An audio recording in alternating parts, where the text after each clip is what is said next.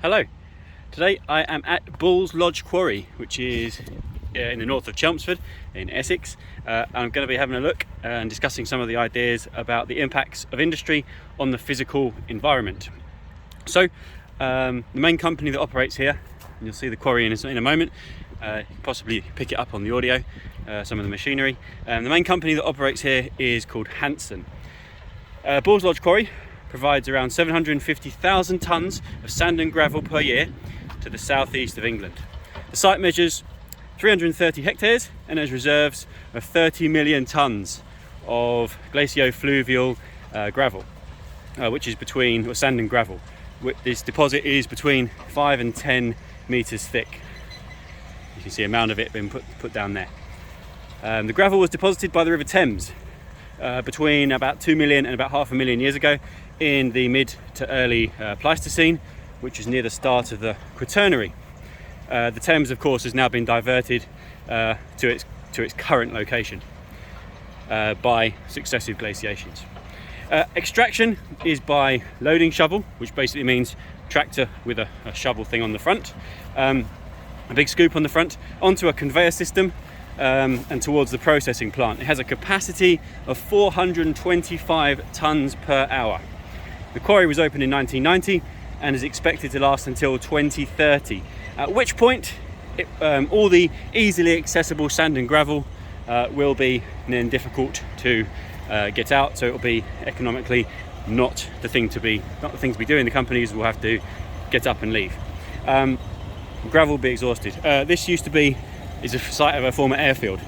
So here you can see the sand, kind of sand and gravel, which comes from down in the distance there, where the sand and gravels are extracted.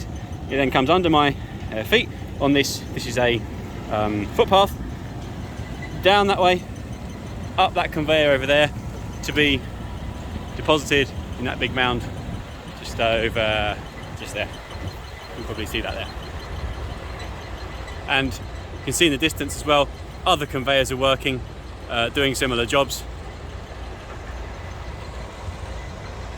Now then, so impact on the physical environment possibly is significant here.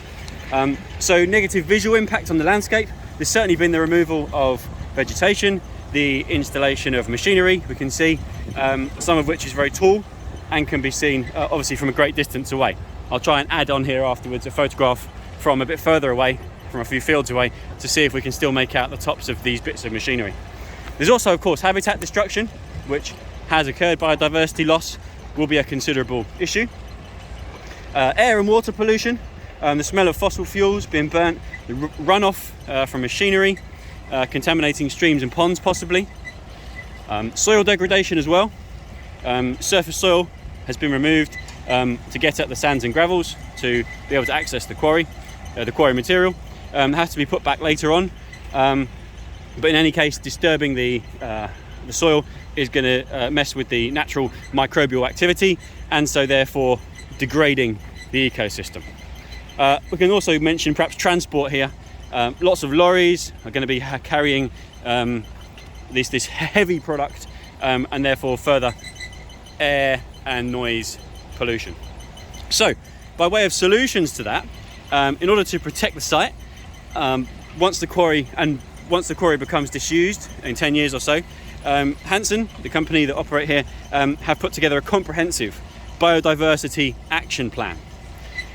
So there was advanced tree planting operations that took place prior to the commencement of the excavation, in order to build up a visual screen to benefit properties locally.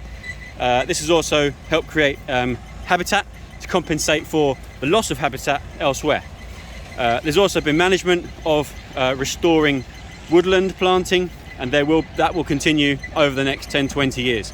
Hedgerows and aquatic habitats will also be put back as best they can be, which will link into the national and local biodiversity goals to improve habitat linkage in the local area. There is also particular mention in their report of the protection of bats and the great crested newt, which are valued species that live in this area. The land is planned to be restored to open countryside, following the end of the quarrying period, although I think there is some debate over what will actually happen. Hedgerows will be fully replanted, though, within 2 years of the quarry closing. So within 15 years or so from now, in 2021, this location will probably look significantly different. Thanks very much.